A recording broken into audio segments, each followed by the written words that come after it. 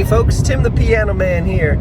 Still driving, still working, still gigging, making my mark, creating beautiful experiences for my audience members.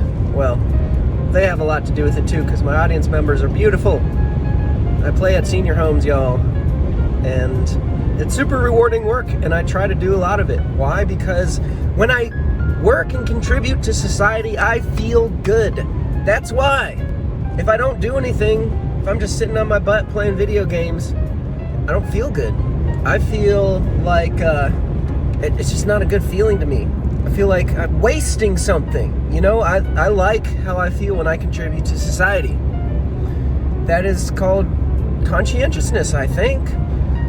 Kind of, because there's a certain degree of tunnel vision that I get and that I'm on as a practice. Tunnel vision. Stay focused on what I can control, stay focused on my lane, stay in my lane, essentially. That's essentially what it is. And I don't know if that's really conscientiousness, because maybe conscientiousness is focused on more focused on how I'm perceived, more focused on how I'm relating to other people, that kind of thing. But I think I can be like almost sort of spectrum-like focused sometimes, which I think if you're building a business is a good thing. I want to isolate people, of course.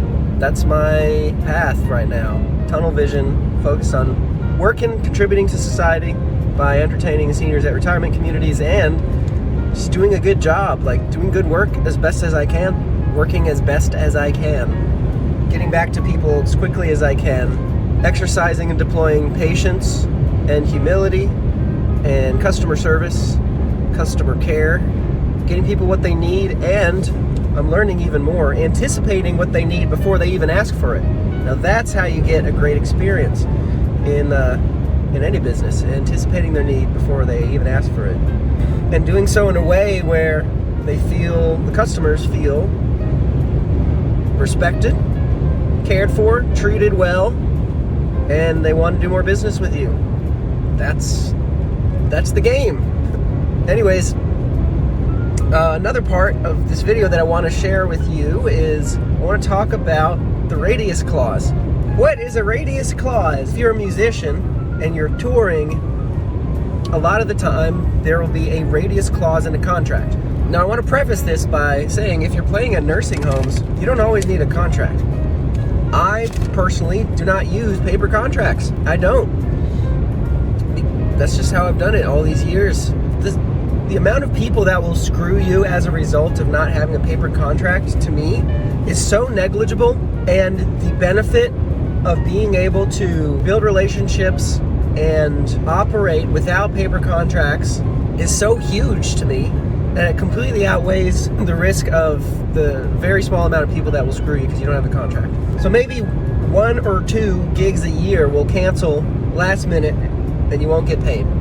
That's no big deal to me. I mean, you can ask. You can say, hey, it's kind of last minute. I hate to ask for this, but I didn't have enough time to book another place as a result of the last minute cancellation. Would you mind paying the fee? Sometimes they will, sometimes they won't. Usually they won't. If they have the disrespect to cancel last minute, then they're probably not going to show you the respect to pay you as a result of that last minute cancellation.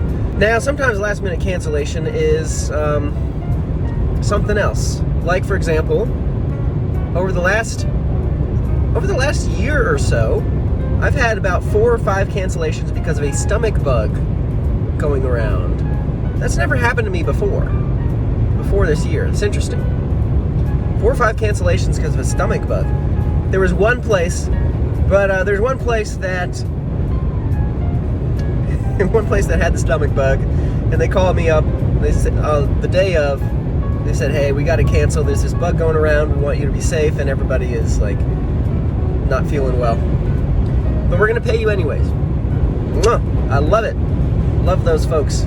That made me feel, well, I didn't feel good that they had the sickness, but I felt respected that they paid me. But anyways, the amount of benefit for me to operate in a non-paper contract, non-document contract basis versus the risk of somebody screwing me over as a result, the benefit far outweighs the detriment. So I don't have to deal with all these paper contracts. I don't have to deal with that extra step in the gig booking process. And I like that. I like being able to book a ton of gigs. And the great thing, rarely will you be double booked, especially if you have some kind of follow-up, like an automated text or email, a reminder system. So rarely will you not be able to play the gig. Even so, a lot of the time, even if you show up and they weren't expecting you, or you somehow didn't get on the calendar, or they made a mistake, like happened to me just the other day. I showed up and they're like, hey, our activities director's not here. And then they called her and they said, she said you're supposed to come the next day. And I know that I booked for that particular day that I was there. So I was like, hey, I'm sorry, like I have it on my calendar for today.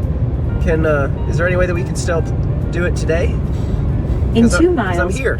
And I was there and I had traveled a little bit, and so they made it happen, because you go to where the residents live, you go to where the audience lives. It's not like you're going to show up and there's not going to be anybody.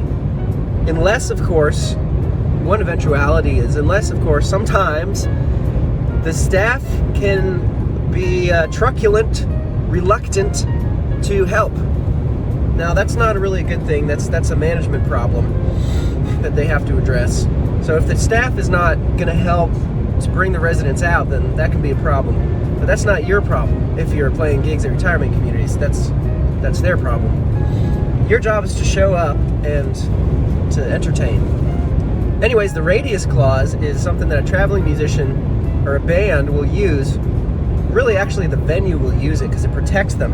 The radius clause says that within the certain time frame of the gig that you booked with them, you shall not book a gig within a certain radius of that venue. Now, I don't know how many miles, I don't know what standard, because I haven't seen one. It's like 200 miles or something. The reason that I know about this is because when I was on the road with the Ghost Town Blues Band, there was one situation with the radius clause. We were playing in Florida. We were booked at this club, this cool whiskey bar. And then we got a last-minute gig at another super cool dive bar venue, but it was like an hour and a half away. Well, we got in trouble with the radius clause on that, because it was a last minute gig and it was 150 miles. Perfect. It was like, not 150 miles, like an hour and a half away or something. Maybe it was even 3 hours. I don't remember what the radius clause was, what the radius was. But we got in trouble because we drew audience members, we drew fans away from that cool whiskey bar that we were supposed to play at after.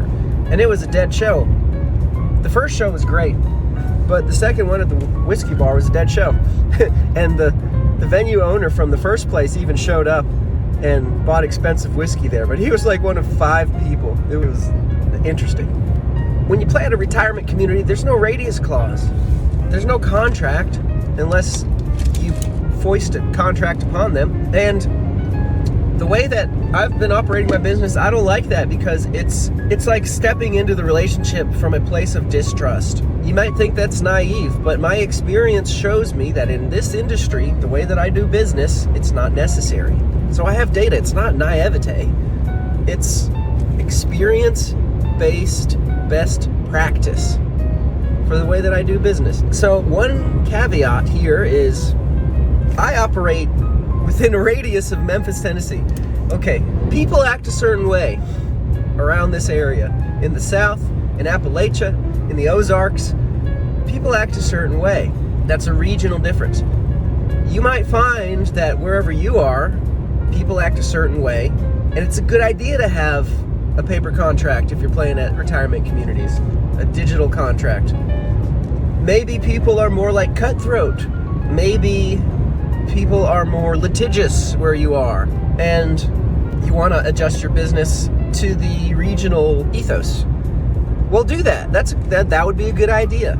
Use your best judgment, because I only have experience playing as far north as St. Louis, far south as, what's the most southernmost I went? I think South Jackson, Mississippi, and then Birmingham and Hot Springs, Arkansas, towards the west. That's kind of my territory. It's not my territory. I don't care if you play there. I mean, that's not what I mean.